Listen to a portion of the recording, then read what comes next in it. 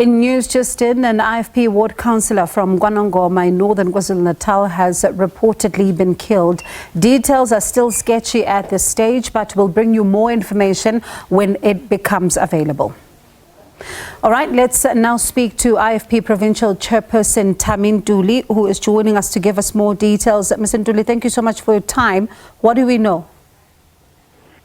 Good evening to yourself and your viewers on a very sad moment.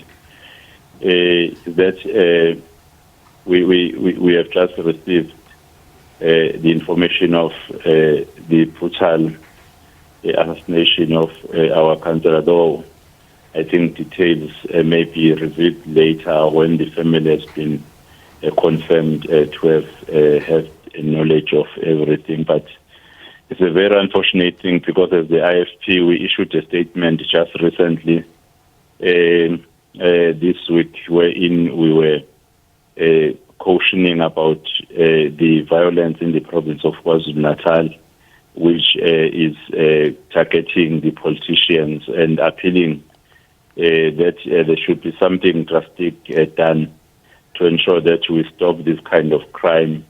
Hence, we now know that the Morane Commission was able to find the reasons and even made some recommendation. Hence, it's unfortunate that we see this continuing with legally being done in terms of implementing the Morane Commission. It's very unfortunate that a councillor around in Tuba area, though is not from Tuba, but the information that you have just received has been again killed. You remember that the secretary of the IFP in Babazane constituency has been laid to rest after also the very same incident of being brutally shot to death. And it's a very unfortunate thing to happen for the people of KwaZulu-Natal.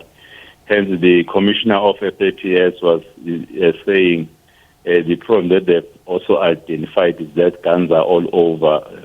Then we need to see some movement now before it's late, because we don't want to see more souls being lost. And I was sending our condolences to the family, to the community, because the councillor is not only owned by the family, but it's also a leader in the community, has many people who are depending on him for support. You know that as kids are going to reach out to universities and colleges, some they appeal to councillors to help them with registration fees. So for this incident is shocking, and really we need that now there must be a wake-up call to all of us in the province of Natal that the situation is getting out of hand. So, Mr. Ntuli, of course, and as you painted a picture for us of what has happened in recent times, and I remember the statements that you talk about that has been released recently, you must be on edge as a political party, given the fact that this is an election year as well, and some of the things that you've just cited. Yeah, that is the main concern, that as we prepare for the 2024 government elections, and when we realize that we are being faced again with this situation, is putting fear even to other politicians in the province of KwaZulu-Natal, that even that this may be related to the democratic processes that are supposed to unfold. You say you end up not knowing really as to what. Well, we believe that the police will need to dig deeper and identify the culprit, about the assassin, and also the orchestrator. Because not only a councillor, according to the information that was just received, was a victim, including some kids who were in the van. They're also a victim of that heartless and brutal act that has taken place. So, Mr. Ntuli, are you saying that there were more people that have unfortunately passed on in this incident or injured? Please clarify that for us. There were kids who were being transported by a van from school to home that were also shot, though with the only information we have for now is that they were taken to hospital. 4 of them were taken to hospital, and we're not quite sure about the 2, as much as the information we received, which is not confirmed, is that unfortunately the 2 were also affected.